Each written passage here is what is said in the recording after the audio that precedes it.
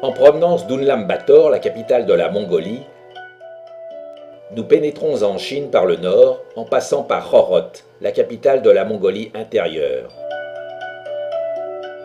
De Khorot, nous nous arrêterons à Datong, la ville-préfecture de la province du Shaanxi, puis nous poursuivrons vers le village monastique de Taiyue, avant de parvenir jusqu'à Taiyuan, la capitale de la province. À 428 km au nord-ouest de Bijin, la ville de Khorot est la capitale de la province de la Mongolie intérieure. C'est en 1581 qu'une troupe mongole conduite par Altan Khan vint s'établir en cet endroit et fonder la ville. Une ville à l'architecture moderne et où les vieux quartiers bordés de rotondes, vieilles maisons traditionnelles, sont progressivement désaffectés avant démolition. Et ces dernières traces du passé sont anachroniques devant l'apparition de cette jeune fille qui symbolise le modernisme et le futur chinois. C'est devant le portique du temple Xiletu que nous commençons la découverte de la ville. À l'intérieur du petit temple qui donne accès au cœur du sanctuaire, se dressent les 4 Katur Maharajas, les gardiens célestes. Celui du nord, à la peau jaune, tient une mangouste dans sa main gauche. Les 4 gardiens écrasent sous leurs pieds un ou plusieurs fantômes. C'est une marque de repoussoir, de détermination, d'audace et d'intégrité. Tous portent une armure, une dragonne, une coiffe ou un casque. Le Katur Maharaja de l'Est et sa peau blanche portent un instrument à cordes. Le gardien du Sud et sa peau verte tient une épée. Comme ses compagnons, il a des traits physiques impressionnants. Les yeux brillants et le corps musclé, ils imposent tous l'autorité, le commandement et le respect.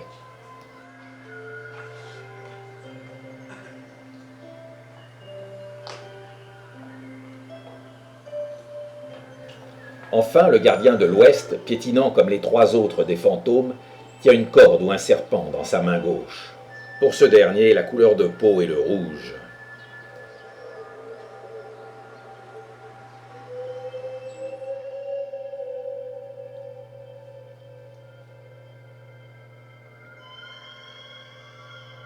Le temple Xiletu Xai, reconstruit au XIXe siècle après sa destruction par un incendie, est considéré en Mongolie bouddhiste comme important, car il est la résidence officielle de la réincarnation du 11e grand Bouddha, titre du chef religieux des ethnies de la Mongolie. Malgré des caractéristiques vaguement tibétaines, les éléments principaux sont de style chinois. La salle principale montre des statues de disciples en pleine méditation.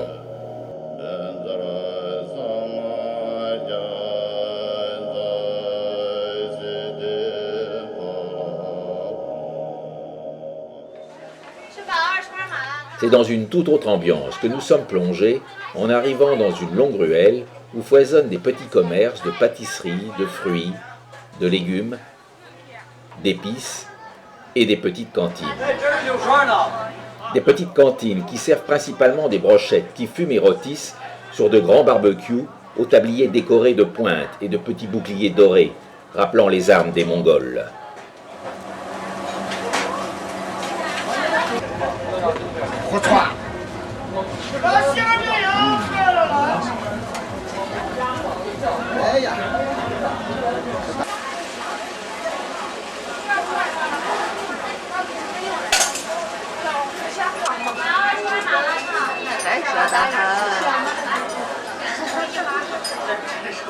Des litchis voisines avec des tomates cerises et des fraises.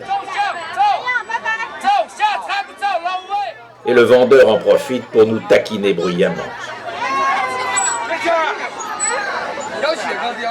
Devant nous, un plat traditionnel chinois. Il s'agit de zongzi, fait de feuilles de bambou enveloppant du riz gluant farci de dattes fraîches ou confites, ou de pâtes de haricots. Du jambon, des œufs et divers légumes peuvent être associés à la garniture. Laissant l'étal alléchant d'une pâtisserie, nous découvrons à quelques mètres des joueurs de billard. Ils s'amusent devant l'enceinte Kinzendasi, la grande mosquée.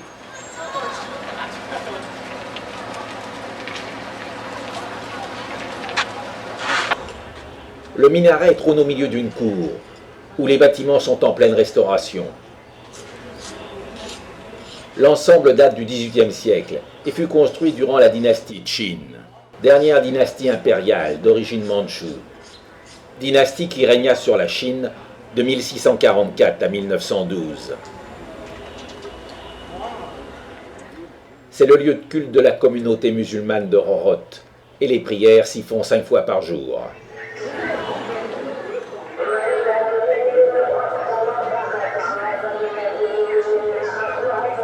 En quittant la mosquée pour aller visiter le grand musée de la ville, nous tombons sur la reconstitution d'un char d'attaque de l'armée de Gengis Khan.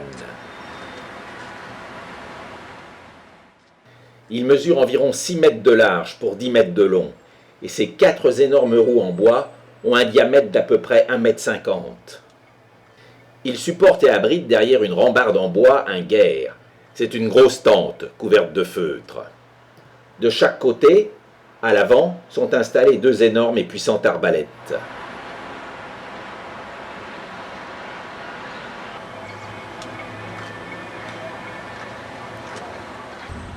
Le musée de Roroth est impressionnant par son architecture, au style très stalinien. L'intérieur confirme l'impression de gigantisme. Et l'immense photo qui orne l'entrée de son premier hall indique en avant-propos qu'il est dédié aux 23 millions d'habitants de toutes nationalités, répartis d'est en ouest sur une étendue de 1 183 000 km² et sous la conduite du Parti communiste depuis 50 ans. Il est difficile de ne pas voir dans cette description une certaine propagande, une propagande qui apparaît dans un autre texte en anglais qui indique « Les Mongols, avec une population de 4 millions d'habitants, pratiquent l'autonomie régionale en Mongolie intérieure. La langue mongole appartient à la famille de la langue altaïque. La nationalité mongole a une longue histoire. Elle est basée sur la culture nomade, qui a créé la culture de la prairie, avec des configurations uniques ayant apporté une grande contribution à l'enrichissement et au développement de la civilisation chinoise. Beaucoup d'indications et d'explications ne sont pas traduites. Il faut donc laisser son imagination se nourrir des objets exposés et rêver devant ces différents et très beaux costumes traditionnels.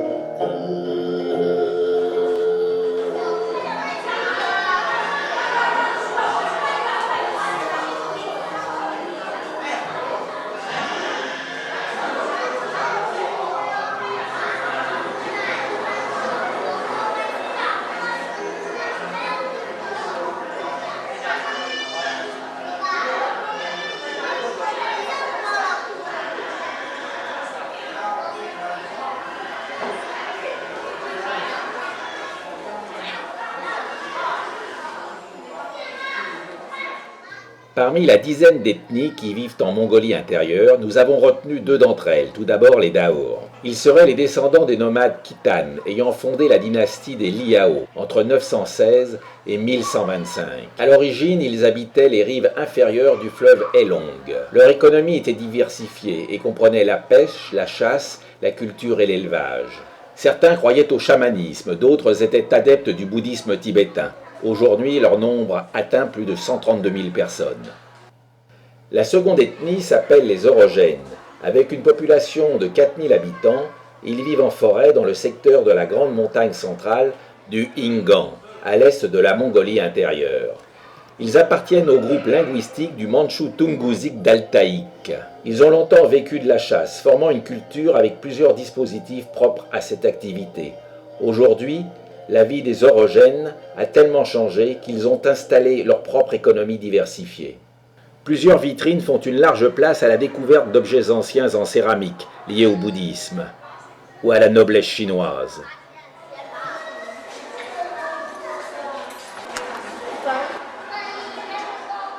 Nous pouvons également admirer de très beaux bronzes. Mais bien évidemment, une salle est largement dédiée à Gengis Khan. Et sous son portrait, des selles de chevaux lui ayant appartenu sont exposées.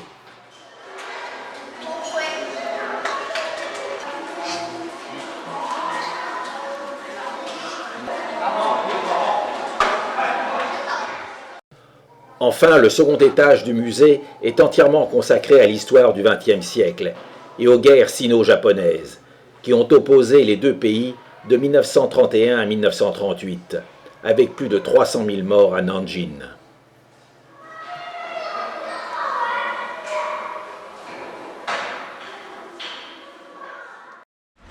Nous sommes en route pour Datong, à environ 200 km. C'est la préfecture de la province du Shaanxi, et elle compte environ 2 500 000 habitants. C'est devant de grands bacs fumants, où mijotent des légumes et des brochettes, que nous prenons le temps de nous restaurer avant de partir à la découverte de la ville.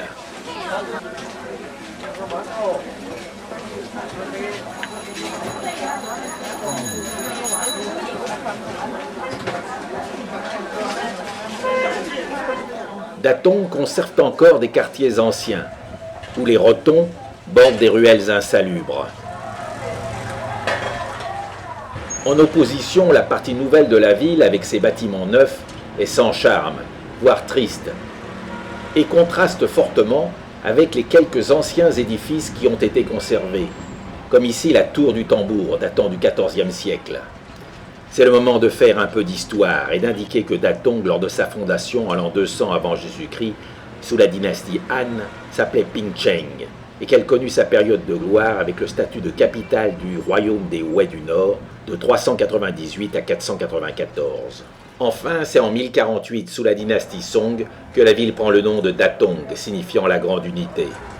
Heureusement, un peu plus loin, dans le secteur de la rue Ta Chijie, les maisons ont été restaurées, voire refaites à l'ancienne, contrastant vraiment avec le reste de la ville. C'est au nord-est de celle-ci que nous trouvons, dans la rue Tongxie, un vestige qui ornait l'entrée d'un palais, le mur des 9 dragons, commandé au XIVe siècle par le fondateur de la dynastie Ming, Xuanzang. Le mur, épais de 2 mètres, mesure 45 mètres de long pour une hauteur de 8 mètres. Il est constitué de 9 différents dragons par leur couleur, leur forme et leur position. C'était un mur écran qui masquait l'entrée du palais, un palais aujourd'hui disparu. Dans le pays, c'est le plus grand mur de ce genre, représentant des dragons, l'animal sacré des Chinois.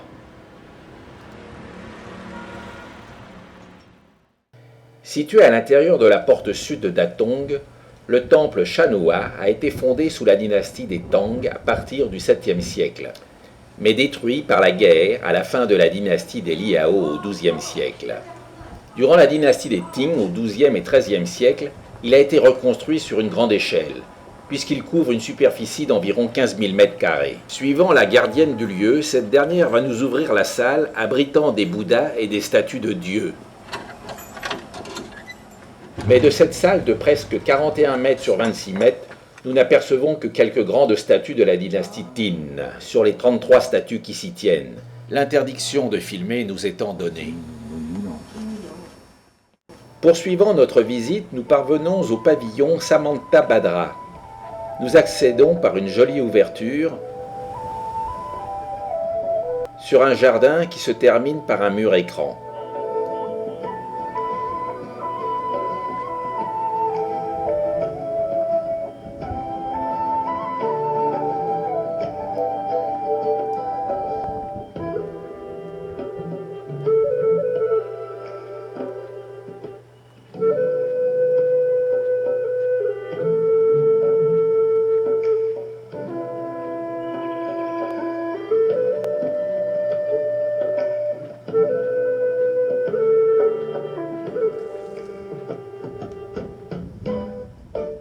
Constitué de 5 dragons, il est tout aussi coloré et harmonieux que le précédent. Il était à l'origine un mur-écran à l'entrée du monastère Chingoa. Les 5 dragons flottent à travers des nuages et une mer de vagues.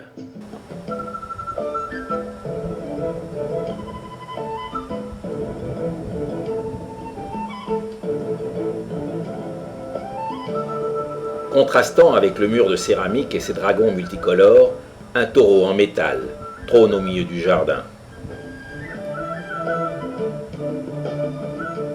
Mais à quelques mètres, nous retrouvons un dragon sculpté dans la pierre, tandis que la tête d'un autre orne les pieds d'un encensoir.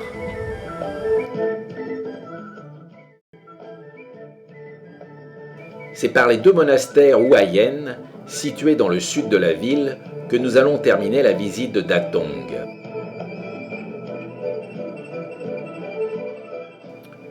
Autrefois, ces 2 monastères n'en faisaient qu'un.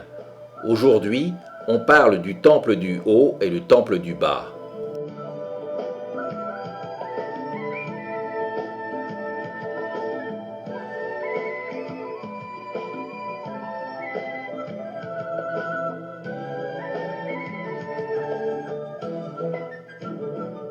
Construit en 1062, l'ensemble forme le monastère le plus grand et le mieux conservé de la dynastie Liao.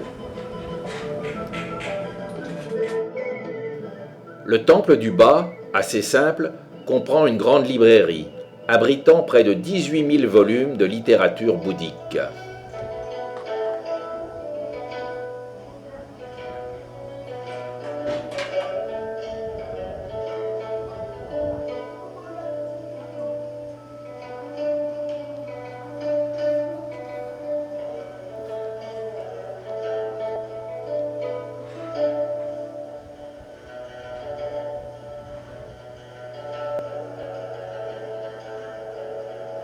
Le temple du haut, plus grand et richement décoré, est le plus intéressant, avec son grand hall Mahavira.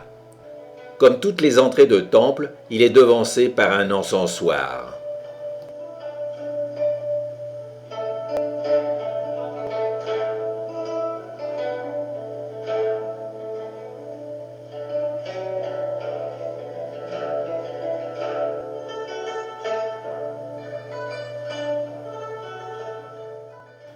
L'intérieur du hall abrite des statues de Bouddha dorées, alignées face aux visiteurs.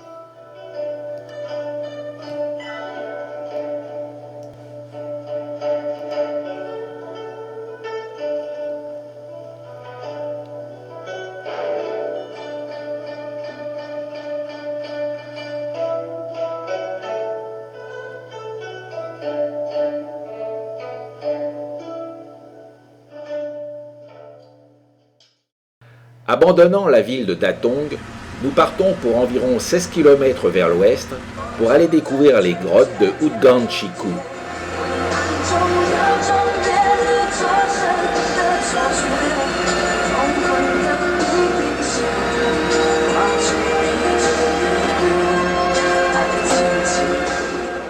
Ce trajet nous permet d'avoir un bref aperçu sur une banlieue qui apparaît quelque peu morne, voire triste. Il faut dire que l'économie de la région est basée sur l'industrie minière du charbon.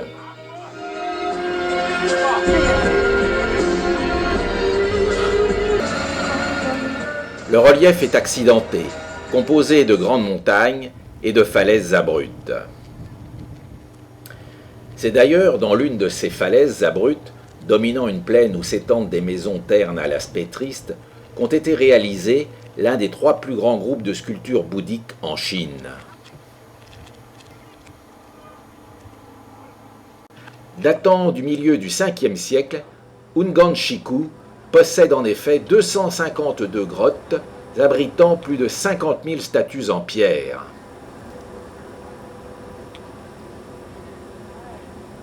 Aussi, par son caractère artistiquement remarquable, le site est aujourd'hui considéré par l'UNESCO comme patrimoine culturel mondial. Parmi les 252 grottes qui s'étendent sur environ 1 km d'est en ouest, 53 sont accessibles au public et il faut donc plusieurs heures pour toutes les découvrir et les admirer. Aussi, nous avons choisi de vous montrer un aperçu que d'un tiers d'entre elles.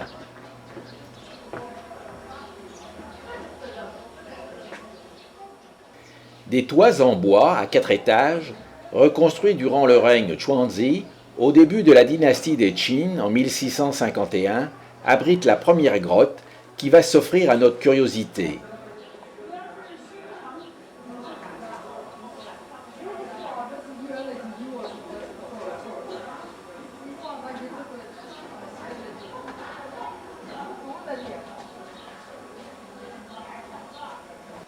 Elle est répertoriée sous le numéro 6. Avant d'y pénétrer, nous pouvons remarquer de chaque côté de son entrée un gardien céleste.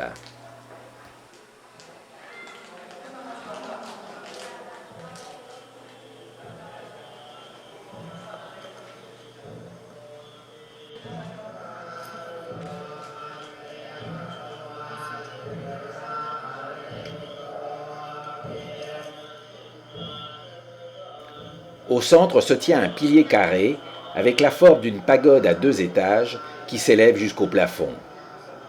À chaque coin de l'étage supérieur est gravée une petite pagode et des niches sont creusées des 4 côtés de chaque étage pour y loger des statues.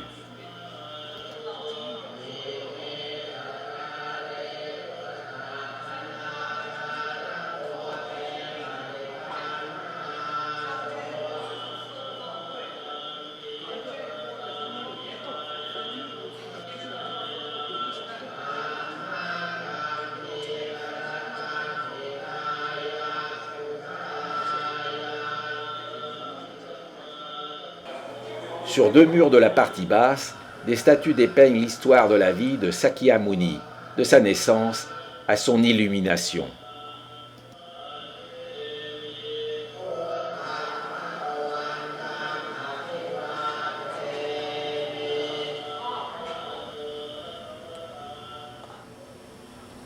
La grotte numéro 5 se tient juste à côté, ce qui nous donne encore l'occasion d'admirer la très belle architecture en bois du toit.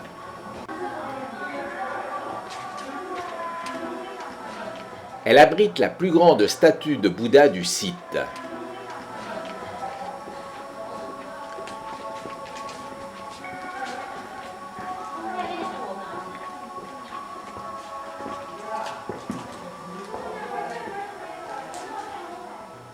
Nous sommes face, en position assise, à Sakyamuni.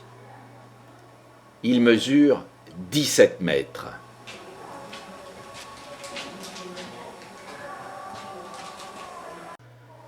Sous un autre angle, et avec des visiteurs chinois, nous apprécions mieux le gigantisme de la statue.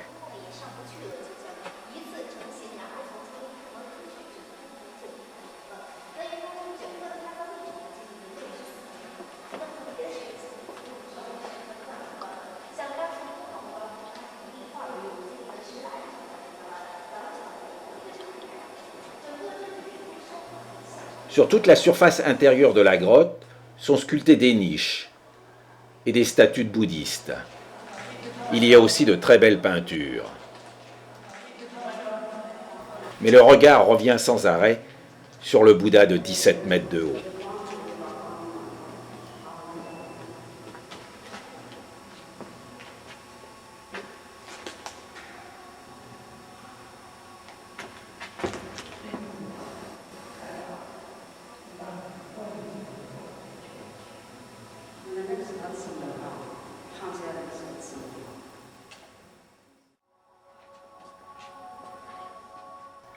Le site s'étendant sur environ 1 km, nous partons tout d'abord vers l'est, où plus aucun toit en bois ne vient au-devant des falaises.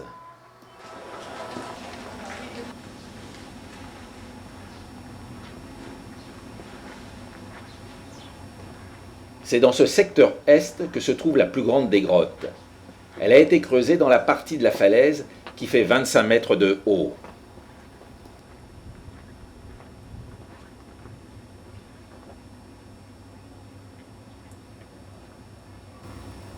Sa construction a commencé durant la période des Wei du Nord, entre 386 et 534. La chambre du fond abrite 3 statues bouddhistes qui ont été sculptées entre 690 et 705, durant la dynastie Tang.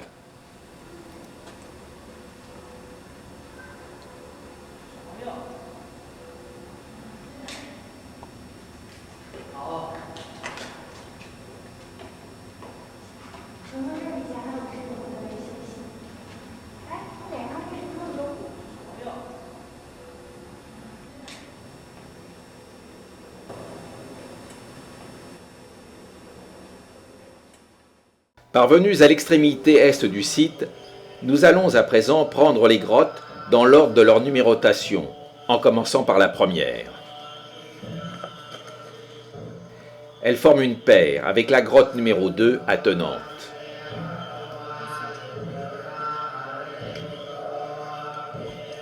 L'une et l'autre ne sont pas très grandes, et l'élément central est un pilier carré sculpté en forme d'une pagode à 2 étages.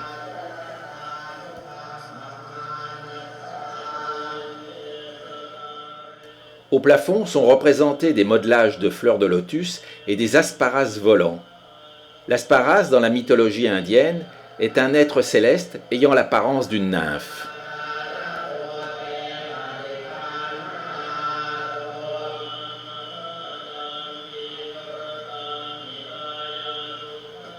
La grotte numéro 2 est donc très semblable à la première, avec son pilier carré central en forme de pagode à 2 étages.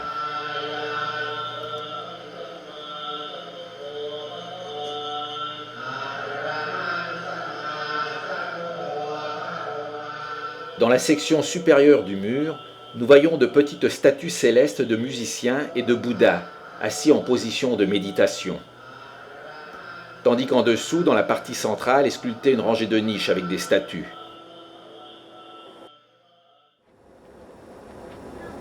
Ayant vu l'essentiel de la partie est, nous partons à la découverte de l'autre extrémité du site. C'est après avoir passé les piliers en bois qui supportent les toits de la partie centrale, que nous avons visité en premier, que nous parvenons dans le secteur ouest, le secteur le plus impressionnant.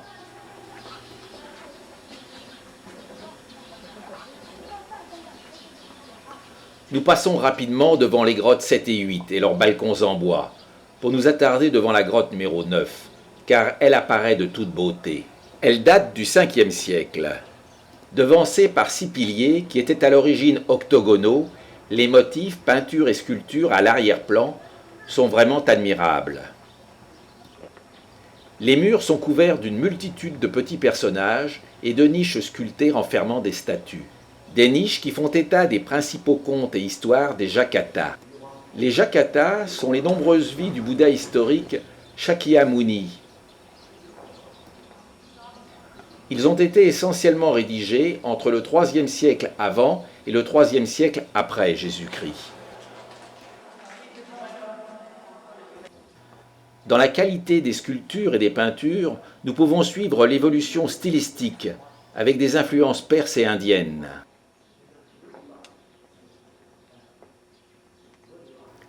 Même le style grec et byzantin peut être vu dans les instruments de musique, les armes et l'habillement de certaines de ces gravures rupestres.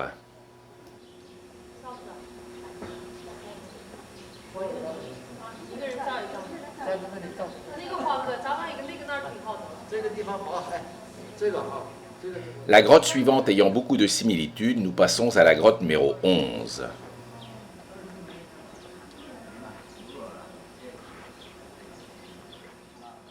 Sa façade est composée de plusieurs niches. Celle du centre abrite Maitreya, le prochain Bouddha selon la prophétie. Toutes les autres renferment le Bouddha Shakyamuni, le fondateur du bouddhisme.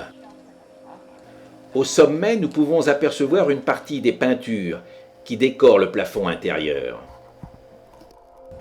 Un intérieur qui abrite une grande statue délicatement colorée. Elle est entourée par une multitude de motifs et de représentations symboliques, rehaussées de couleurs.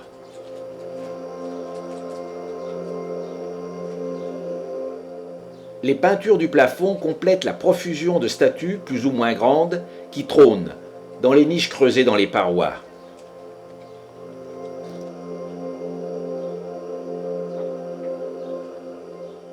Une inscription relevée au plafond date la réalisation de l'ensemble durant la 7e année Taïhe, ce qui correspond à l'an 483 et la dynastie des Wei du Nord.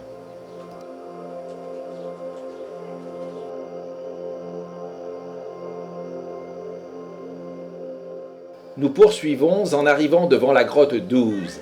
Elle aussi est haute en couleurs et en sculptures diverses, essentiellement des Bouddhas, à tous les niveaux.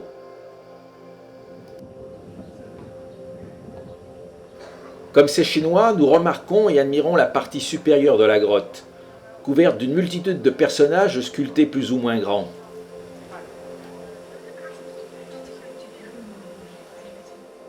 Ornant un bandeau du plafond, nous pouvons voir des musiciens célestes. À côté, nous avons la représentation d'une pagode avec des piliers. Son intérieur, formant des niches, abrite des Bouddhas. La première chose que nous remarquons en arrivant devant la grotte suivante, numéro 13, c'est la tête de Maitreya, coiffée d'une couronne représentant des pierres précieuses. Maitreya est un mot sanskrit qui signifie amical ou bienveillant. Il faut parvenir jusqu'à l'entrée pour le découvrir entièrement assis en tailleur.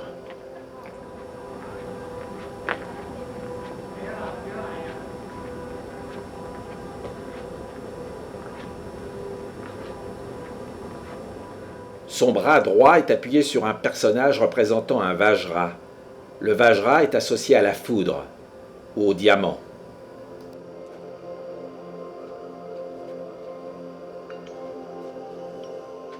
Les 4 piliers de la grotte suivante s'étant effondrés, et la statue de la grotte 15 n'ayant pas une grande particularité, nous passons à la grotte 16.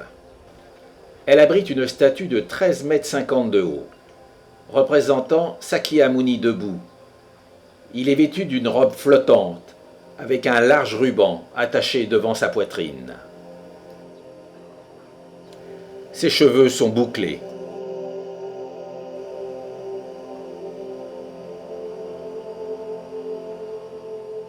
Cette grotte 16 jusqu'à la grotte 20 sont les 5 plus anciennes du site de Hungang.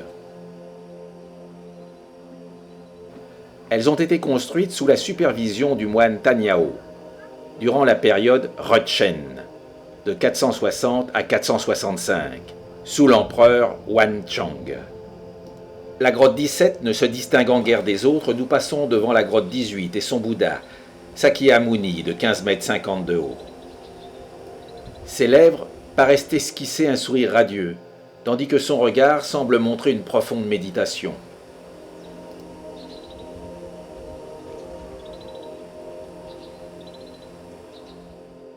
En nous présentant devant la grotte 19, nous arrivons presque à la fin. Nous sommes à nouveau en présence de Sakyamuni. Assis en tailleur, il est haut de 16,80 m. Il est vêtu d'un kasaya, la robe traditionnelle d'un moine bouddhiste. C'est le 2e plus grand Bouddha de Hungang. Ses longs lobes d'oreilles descendent jusque sur ses larges épaules. C'est avec lui que nous terminons presque cette découverte des grottes, car la dernière n'a plus de façade. Suite à son effondrement, les statues sont découvertes. La plus importante représente encore Sakyamuni, assis. Il mesure 13,70 m. C'est avec lui et l'autre Bouddha plus petit à sa gauche que nous quittons l'art typique et sculptural des grottes de Hungan.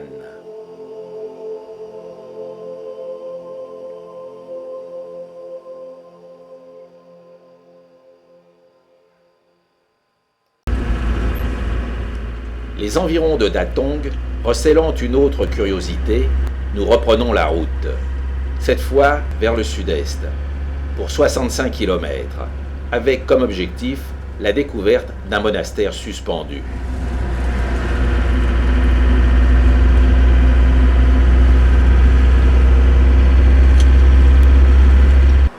Arrivé sur place, la simple vue de construction érigée sur le flanc d'une falaise abrupte laisse un peu incrédule et médusé. Cela semble incroyable. Mais il faut se rendre à l'évidence. Nous avons devant les yeux un monastère étonnamment perché. Le monastère suspendu de Xuenkang. Les bâtiments de ce monastère reposent sur une trentaine de troncs de bois très longs, posés sur d'étroits surplombs, donnant l'impression d'être sur pilotis dans les airs. Impressionnant. D'autant plus impressionnant qu'il résiste ainsi depuis 1400 ans, même s'il y a eu quelques restaurations au cours des siècles. L'ensemble a été construit au-dessus d'un torrent qu'il surplombe d'une cinquantaine de mètres.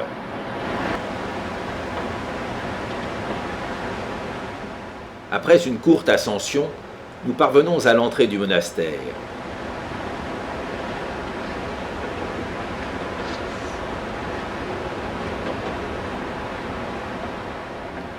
Et sur les deux battants de son épaisse porte, de curieuses poignées montrent chacune un visage au sourire grimaçant.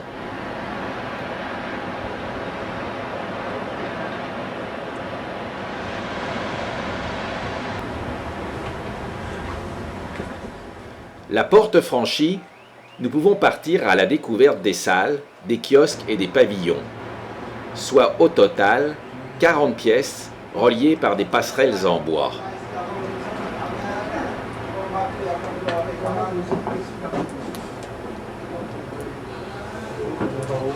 Construit au 7e siècle, le monastère a toutefois survécu grâce aux reconstructions et aux restaurations durant les périodes Ming, entre 1368 et 1644, et Qing, entre 1644 et 1911.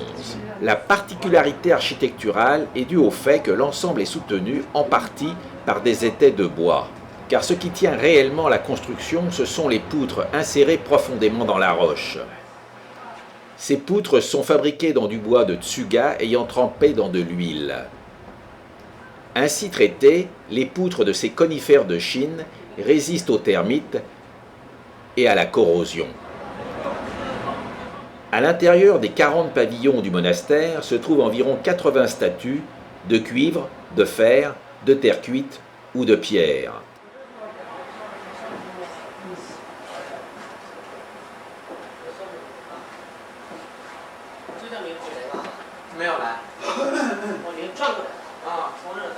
Comme tout est en bois et que les visiteurs sont nombreux, des extincteurs sont soigneusement répartis à tous les niveaux, comme ceux que nous voyons ici, au pied d'une passerelle qui conduit au sommet. Les roches saillantes du haut de la falaise forment comme un parapluie qui permet au monastère d'éviter l'érosion pluviale. Quant aux toits des pavillons richement décorés, ils sont couverts de tuiles vernissées de diverses couleurs, ce qui rehausse encore l'harmonie de leur forme si particulière. Quant aux cloisons des pavillons, tous leurs panneaux sont joliment décorés. Il s'agit de peintures montrant des fleurs et surtout des oiseaux. Quant à ce Bouddha, il se tient dans une chambre qui abritait plusieurs moines. Les piliers de bois verticaux placés sous le plancher jouent un rôle important. Les points de soutien de ces piliers ont été bien calculés. Ainsi, certains portent le poids, tandis que d'autres sont destinés à l'équilibre entre les différents pavillons. Enfin, perché à 50 mètres, le monastère ne pouvait être atteint par les crues de la rivière qui coule en contrebas, une rivière qui, aujourd'hui, est canalisée par un barrage.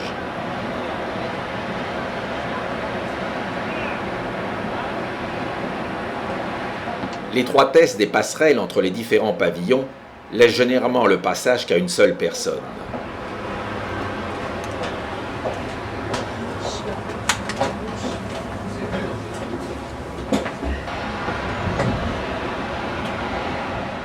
Dernière particularité de ce monastère, c'est que se côtoient les statues de Sakyamuni pour le bouddhisme, de Confucius pour le confucianisme et de Lao Tse pour le taoïsme. Ce qui est totalement inhabituel pour un monastère. C'est une forme de syncrétisme à la chinoise.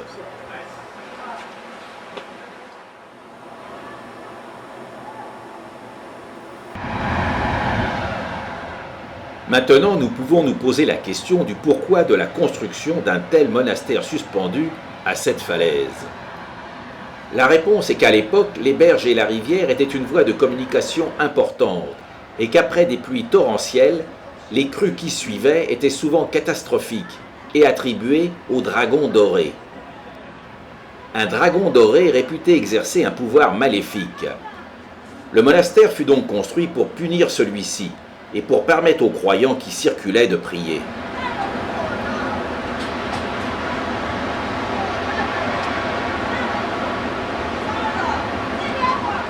« 1400 ans plus tard, si l'histoire du dragon doré ne fait plus peur, le monastère de Shuangkong résiste toujours et attire de nombreux visiteurs chinois.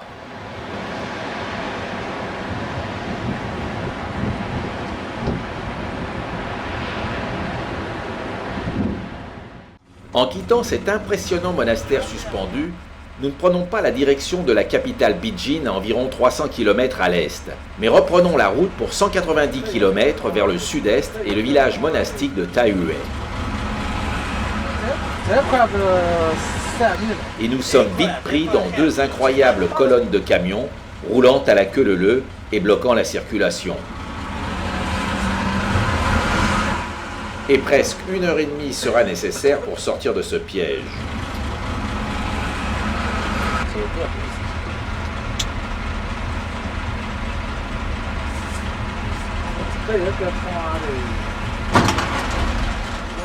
Ensuite, ce sera la montée sur les pentes de la montagne Hutai, la montagne aux 5 pics, le plus haut culminant à 3058 mètres.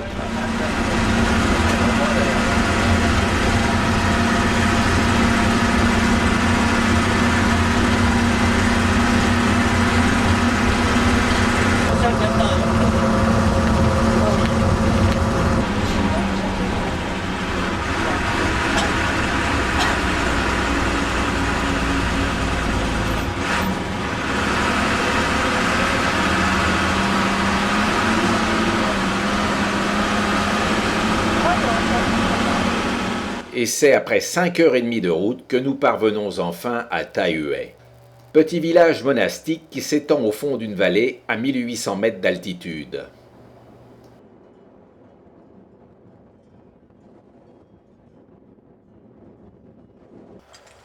Nous le découvrons en pleine restauration et selon les méthodes anciennes pour les monuments historiques.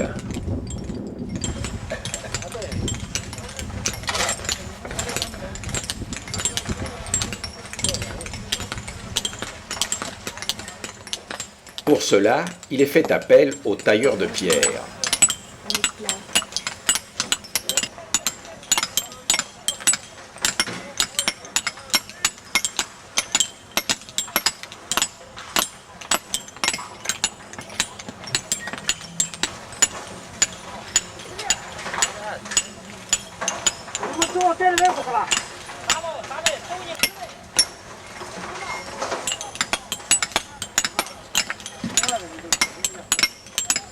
Pour les nouvelles habitations, ce sont les briques et le ciment qui sont utilisés.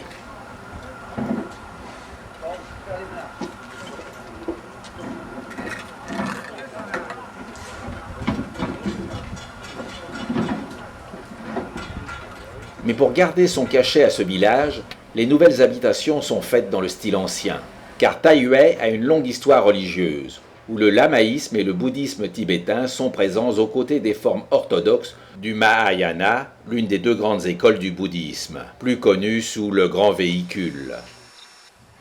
Nous pénétrons au cœur du village monastique en passant par la tour de la cloche. Puis nous franchissons l'entrée du monastère Taiyuan.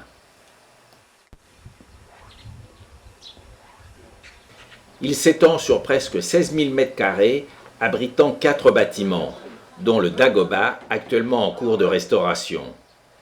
C'est un stupa blanc de 56 mètres de haut qui repose sur une double base massive du mont Sumeru, nom de la montagne sainte dans la cosmologie bouddhiste. Il fut construit, semble-t-il, pour abriter l'une des 19 reliques de Bouddha. Des fidèles pratiquent le namaskara, qui consiste à se prosterner en s'allongeant à terre.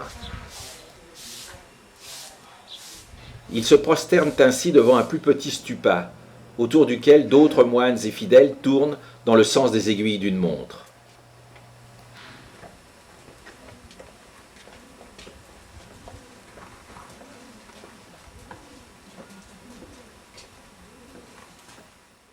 Plus loin dans le monastère, nous assistons à la même scène de marche circulaire autour d'une multitude de moulins à prière, tandis qu'aux quatre angles du bâtiment se tient un grand tambour aussi à prière.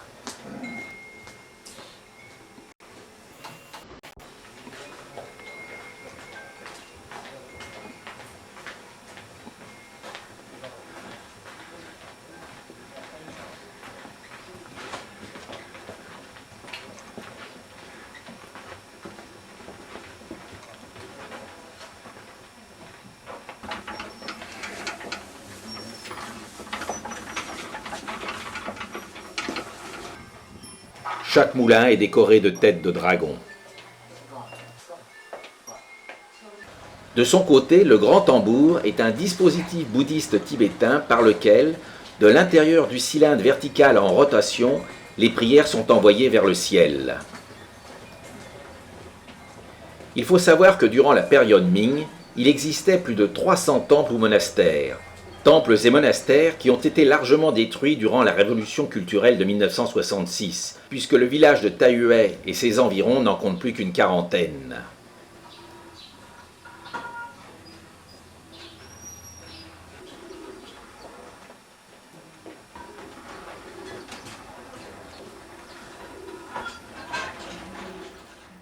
Parmi tous les monastères, nous en avons choisi un second situé à l'autre bout du village.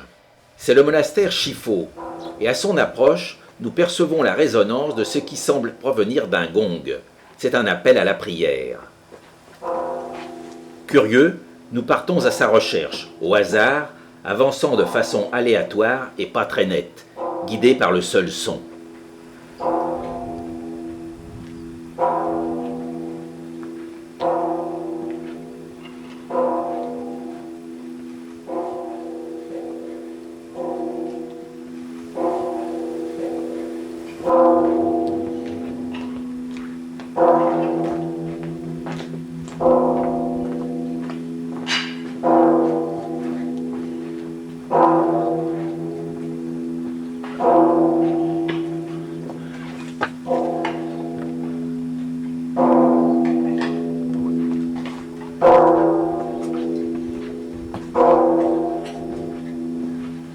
Ce n'est qu'arrivé presque en haut d'un escalier que tout s'éclaircit.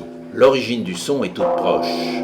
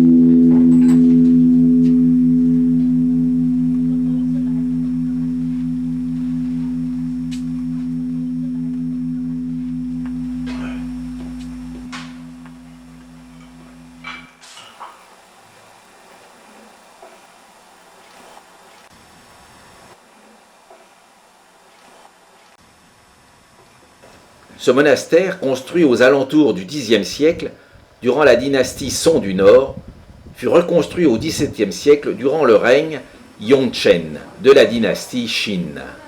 Mais détruit en 1966 durant la Révolution culturelle, il a été récemment à nouveau reconstruit sous la direction de l'abbé Chen Ti. Dans l'immédiat, invités à assister à la prière, nous allons rejoindre les nonnes et les moines.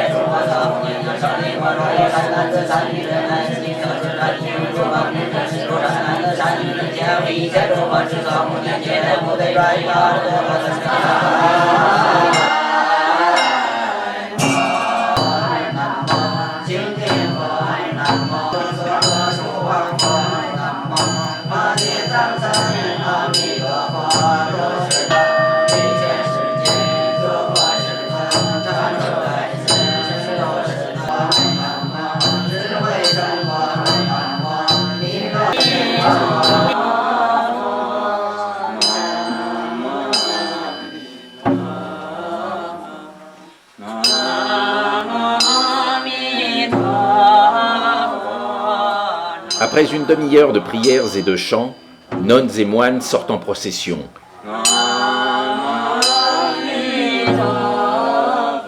Ils prennent la direction de la grande cour, où nous les suivons.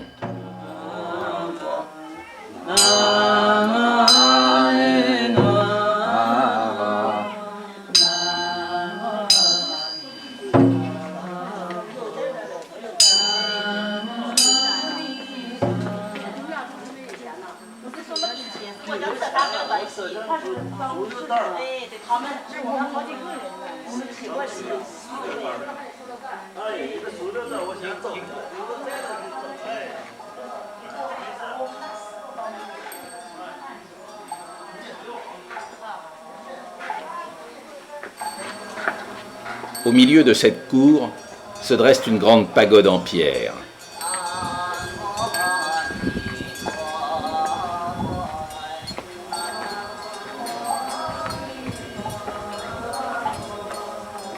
Mesurant 22 mètres et constituée de 7 étages, c'est la plus grande pagode de marbre blanc de Taiyue.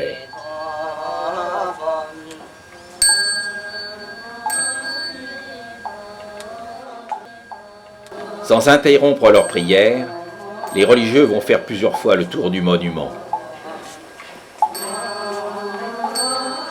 Et c'est là que nous les laissons et quittons le village monastique de Taiyue pour poursuivre notre voyage.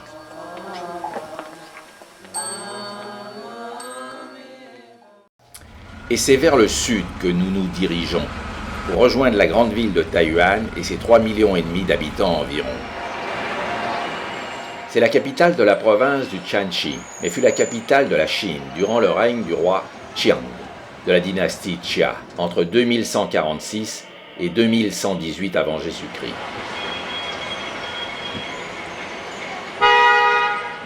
Aujourd'hui, c'est un centre industriel et commercial important dans le nord de la Chine, et la modernisation est déjà bien en place.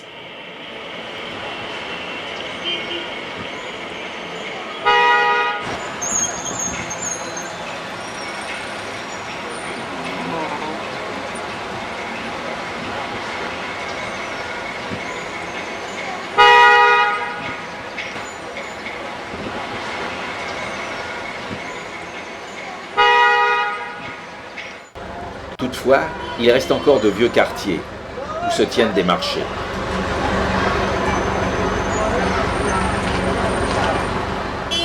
La propreté laisse à désirer, et dans le secteur des volailles où nous arrivons, l'hygiène ne semble pas non plus la préoccupation première. Les poules et les canards sont tués dans un environnement qui n'a rien de réjouissant.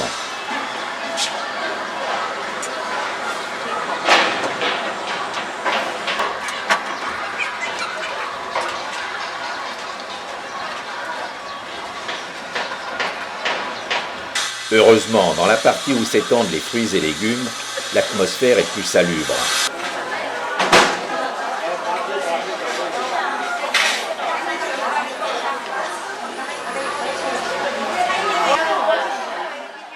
Parmi la grande diversité des produits qui sont exposés sur les étals, nous avons là dans ces bacs toutes sortes d'accommodements qui ont trempé dans différentes préparations. Et les grosses boules noires et marron que nous voyons au premier plan sont de gros radis noirs chinois qui ont mariné en saumure. Ici, nous surprenons un marchand mettant en botte des nèfles.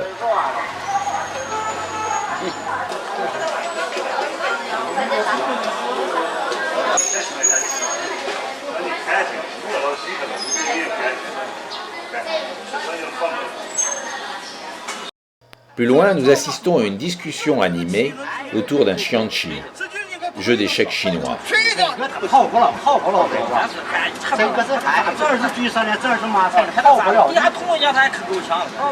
Ce jeu est aussi appelé échec des éléphants, car parmi les 16 pièces des 2 joueurs qui s'affrontent, il y en a 2 dont le symbole est un éléphant.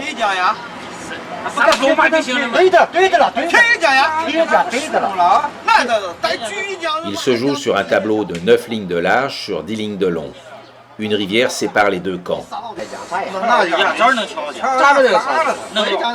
Les pièces n'ont pas le même nom selon leur camp, dont l'un est le rouge et le bleu et l'autre le rouge et le noir.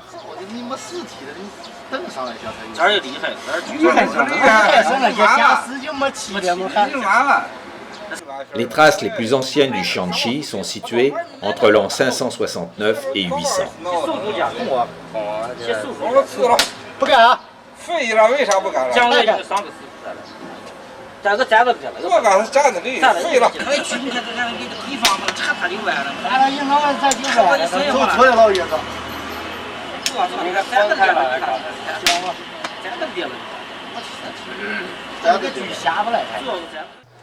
En poursuivant notre balade, nous parvenons dans un secteur où il sent bon la pâtisserie et la friture. Et nous faisons une petite halte devant la boutique d'un crêpier.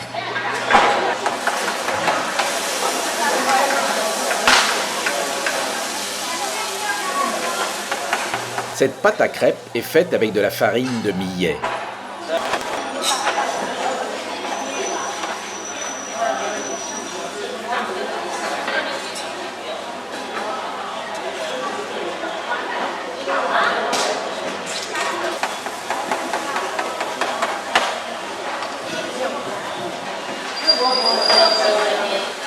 Juste à côté, ce sont des beignets de poisson qui sont en préparation.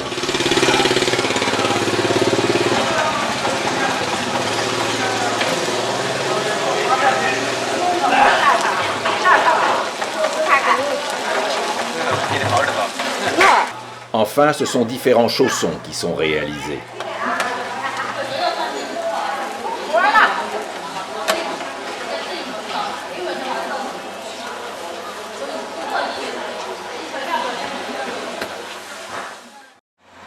C'est à une 50aine de kilomètres au sud de Taiyuan et en retrait d'une route très fréquentée que se tient la célèbre demeure de la famille Xiao.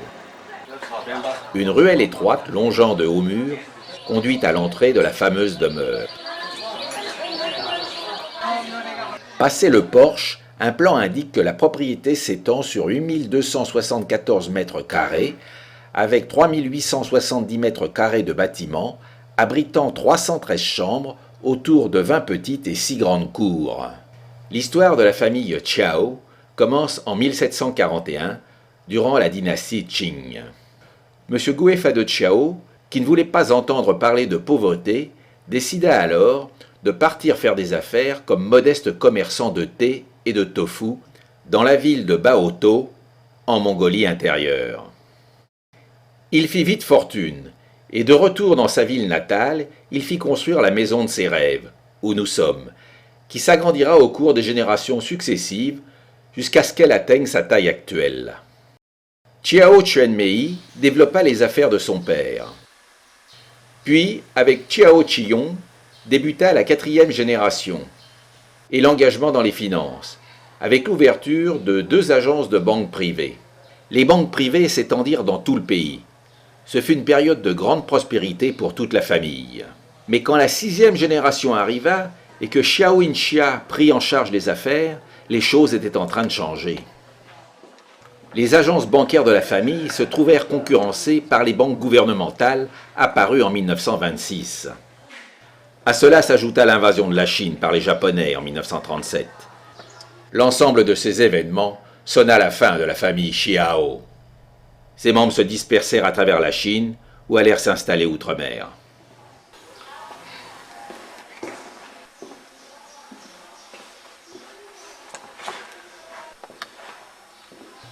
Il serait difficile et fastidieux de vouloir montrer les 313 chambres qui forment l'ensemble, toutes richement décorées, car chaque épouse avait un appartement. Néanmoins, un tour rapide de la demeure de la famille Qiao permet d'avoir un aperçu du style typique des maisons riches du nord de la Chine, d'une grande valeur historique. C'est d'ailleurs pour ce style et cette ambiance si particulière que cette demeure a été choisie pour le tournage du film Épouse et concubine, réalisé en 1991. Nous voyons là quelques objets de décoration et des personnages servant au théâtre d'ombres chinoises.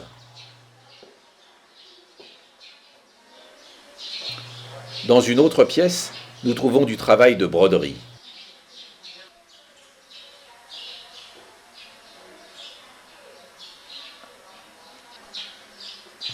Toutes les maisons ou corps de bâtiments sont en briques et sans étage.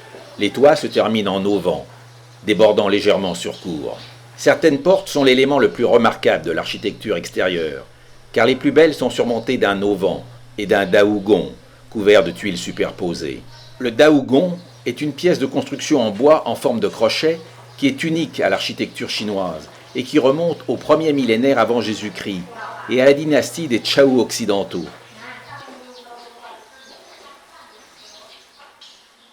Nous avons ici un aperçu du mobilier de l'une des chambres. Quant à cette cour, elle a un rôle important dans le film Épouse et concubine, car toutes les scènes y ont été tournées.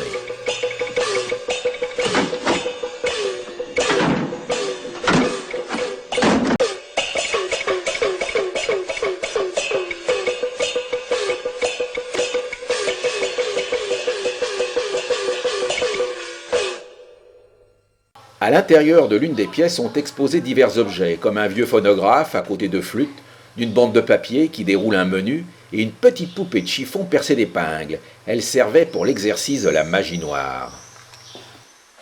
Parmi le mobilier de certaines chambres, nous pouvons admirer des vitrines conservant toute une série de vases en porcelaine.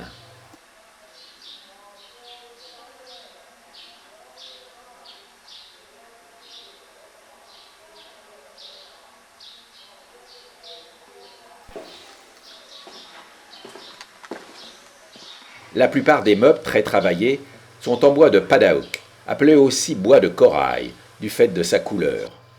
Nous poursuivons notre découverte en passant plusieurs cours.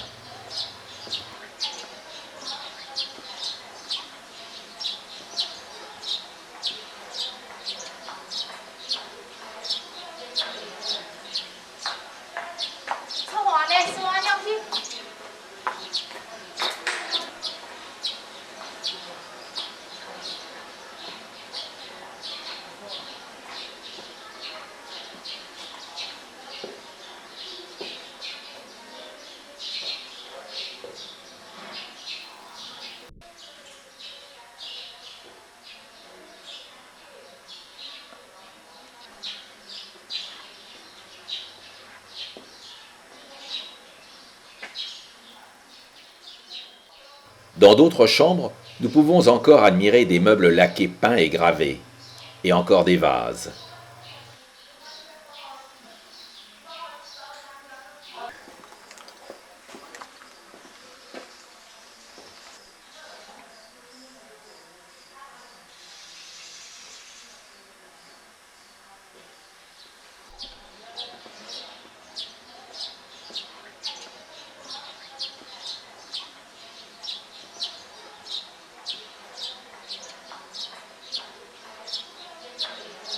Dans certaines pièces, nous trouvons encore des reconstitutions.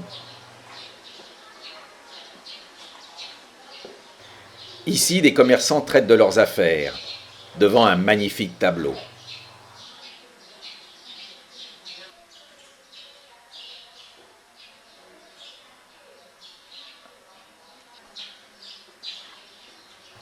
À l'extrémité de la propriété, nous arrivons dans le jardin et sa pièce d'eau.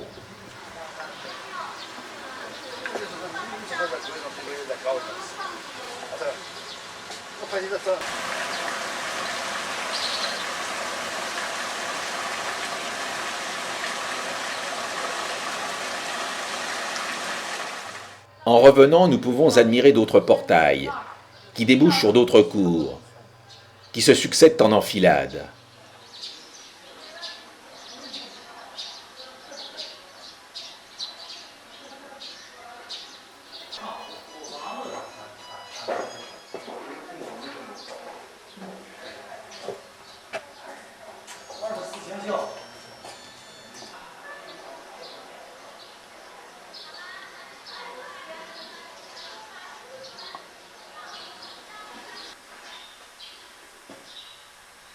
Dans l'une des salles se tient la reconstitution des activités animées de l'une des rues de l'époque, où les kidam, avec leurs longues nattes et leurs bonnets, sont habillés d'un cheongsam ou d'un chipao.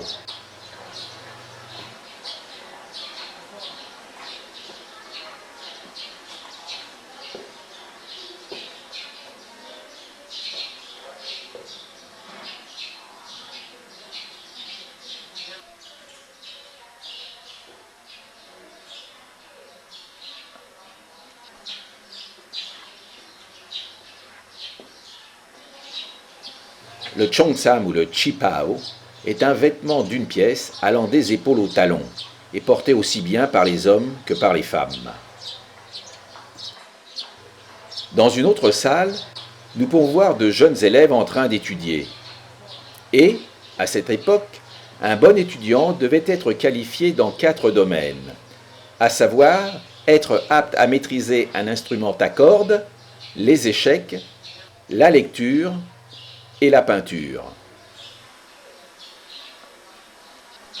Par ailleurs, pour un mariage, les 2 familles se réunissaient pour parler de la cérémonie. Et comme le montre cette scène, l'aîné était invité à faire la préparation et les arrangements. Ici sont exposées dans des vitrines toutes sortes de tenues, portées vers la fin de la dynastie Qin et le début de la République chinoise.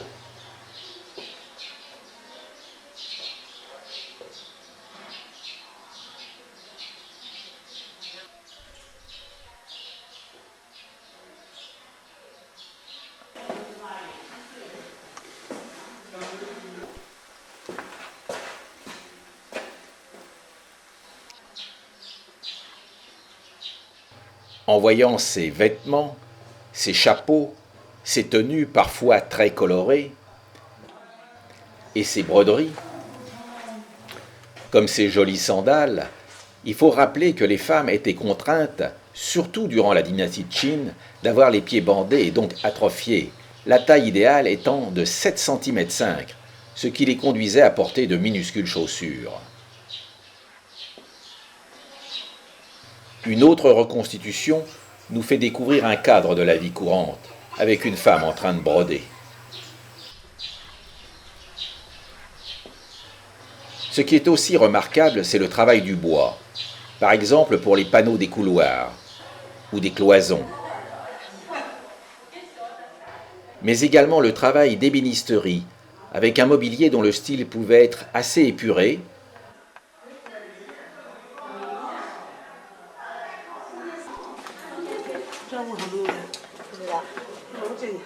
mais aussi très ouvragé.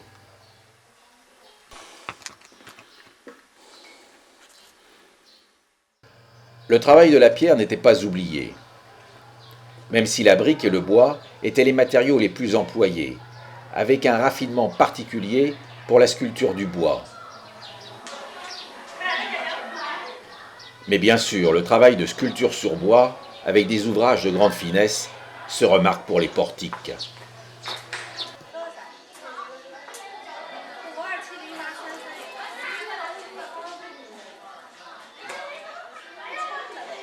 Mais le travail du bois était aussi l'œuvre des carrossiers, métier aujourd'hui disparu, et qui consistait à fabriquer des voitures ou des charrettes tirées par des chevaux.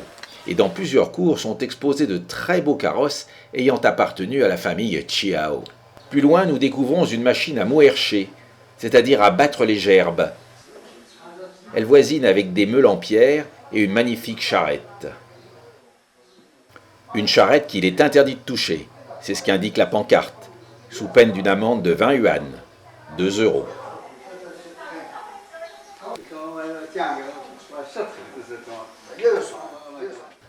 Nous pénétrons à présent dans une salle qui expose quelques outils agricoles.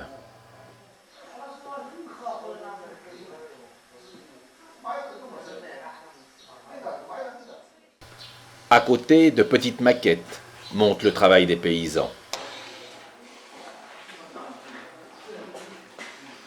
Tandis que dans la salle suivante sont répertoriés les marchands ambulants locaux qui passaient dans les rues pour vendre leurs marchandises. Nous avons ainsi fait presque le tour de l'immense demeure. Toutefois, Il nous reste à voir l'une des salles les plus pittoresques et la plus symbolique, puisqu'elle expose une reconstitution du Festival des Lanternes qui se tient le 15e jour du premier mois lunaire en début d'année.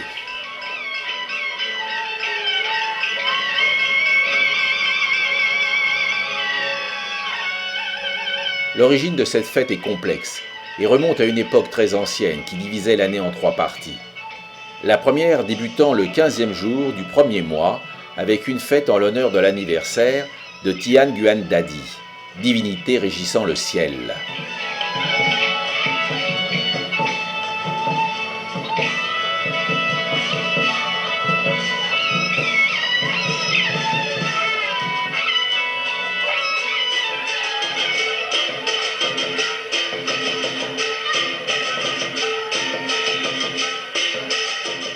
Les légendes relatant l'origine de la fête font état de la colère du dieu du feu menaçant d'incendier la capitale le 15e jour du premier mois lunaire.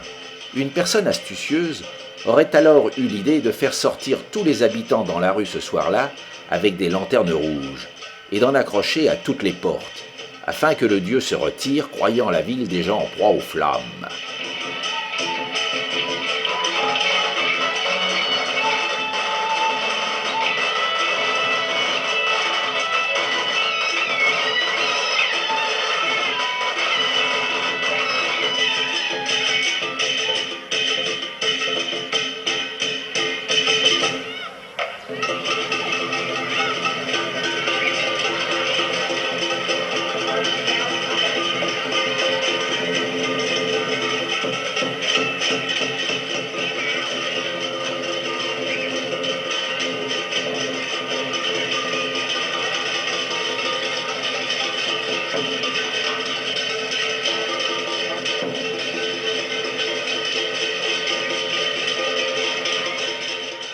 Dans la version la plus populaire, la menace divine est un canular monté par un conseiller impérial au grand cœur, afin de permettre à une jeune servante du palais de sortir et de revoir sa famille pour un soir.